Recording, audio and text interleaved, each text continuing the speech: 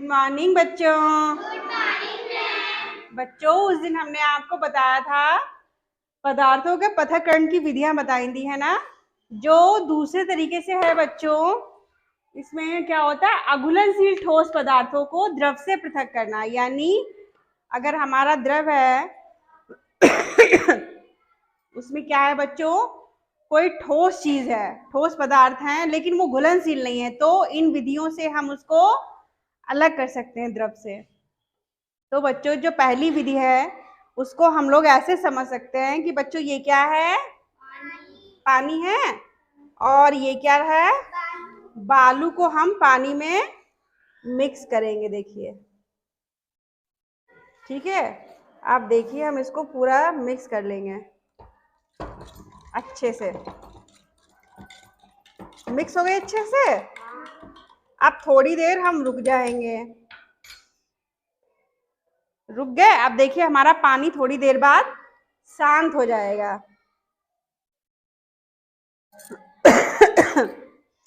क्या हो गया बच्चों, बालू तो नीचे बैठ गई, है ना, पानी क्या हमारा ऊपर रह गया। तो बच्चों, जब हम इसमें से इसको घोला तो बालू हमारे नीचे बैठ गई, पानी ऊपर आ गया। तो बच्चों, इसमें जो पानी और बालू का घोल था, इसमें से बालू को अलग करना, अगर हम लोग अलग करें तो उसको बोलेंगे तलछटीकरण।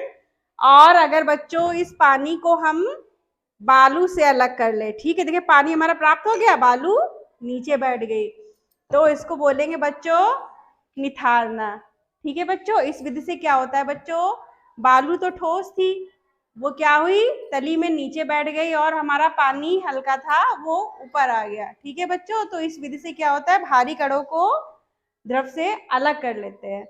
उसके बाद बच्चों, जो विधि है ये तो आप लोगों ने खूब की होगी, घर में चाय बनाई है आप लोगों ने। चाय बनाने के बाद क्या करते हैं, छन्नी से छानते हैं, तो चाय अलग हो जाती है ना, होती कि नहीं होती है। इसी को बोलते हैं बच्चों छानना। जैसे आप लोगों ने अनार का जूस पिया है सबने, अच्छा लगता है। उसके बाद अनार का जूस निकालने के बाद फल वाले क्या करते हैं, छान लेते हैं। ठीक है, तो इस प्रकार बच्चों जो ठोस चीजें होती हैं उसको द्रव से अलग कर लेते हैं। इसके बाद जो बच्चों विधि है, आप लोगों के घर में दूध तो होता होगा ना, मम्मी लोग दूध से दही निकालती कि नहीं निकालती हैं, या मक्खन निकालती कि नहीं निकालती हैं। तो बच्चों, मक्खन निकालने के लिए क्या करती हैं, दूध को एक बड़े बर्तन में लेती हैं, है ना, और बड़े बर्तन में लेने के बाद मथनी से क्या करती हैं, तेज से फेंटती हैं। और फेंटने के बाद क्या होता है बच्चों, जो मलाई होती है वो मक्खन के कण जिसको बोलते हैं, हल्की होती है ना, वो क्या हो जाती है, ऊपर आ जाती है, और दूध क्या होता है, नीचे रह जाता है, और उसको धीरे से मलाई को निकाल लेते हैं। तो बच्चों, इस विधि को ही क्या बोलते हैं, अपकेंद्रण। ठीक है, इसमें क्या हुआ, मक्खन हल्के कण अलग कर लिए, और जो भारी पानी था या दूध था वो क्या हुआ, नीचे बैठ गया।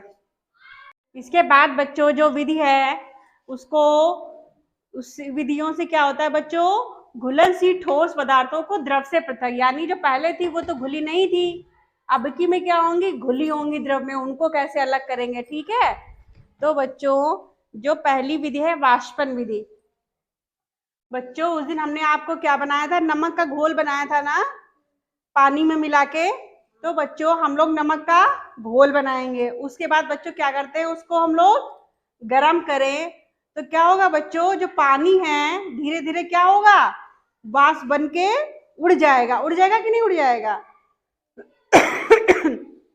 और नमक क्या होगा, नीचे रह जाएगा। और बच्चों, जो पानी होता है उसको वाष्प बनने की क्रिया को उसको बोलते हैं वाष्पीकरण, और नमक हमारा नीचे रह जाता है। तो बच्चों, इस विधि को बोलते हैं वाष्पन विधि। और बच्चों, इस विधि से क्या होता है बच्चों, जो नमक होता है वो कहाँ से मिलता है हम लोगों को, समुद्र से मिलता है ना।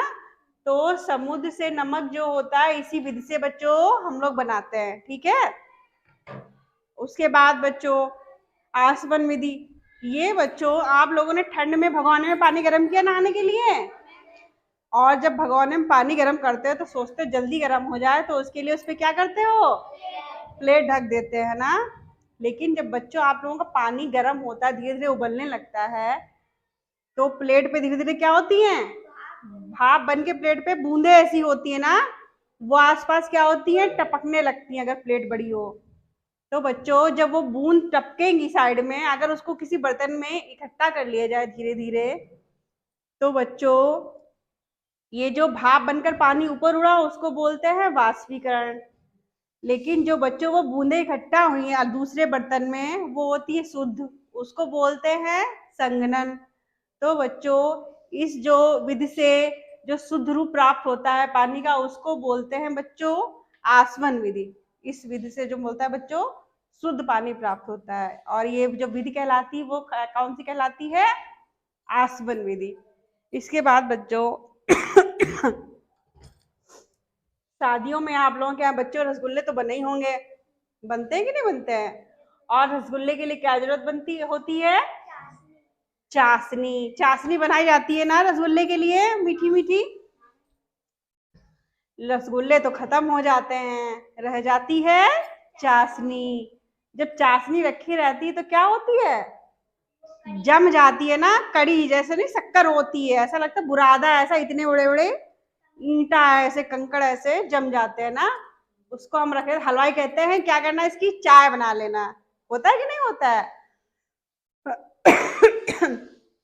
तो बच्चों चीनी को हमने क्या किया, घोला, तो उसका जलाव बना था। उसके बाद दोबारा ये क्या हो गया, शक्कर बन गई, यानी क्रिस्टल ऐसे बन गए ना, इसको बोलते हैं बच्चों इस वाली विधि को क्रिस्टलीकरण यानी क्रिस्टलाइजेशन।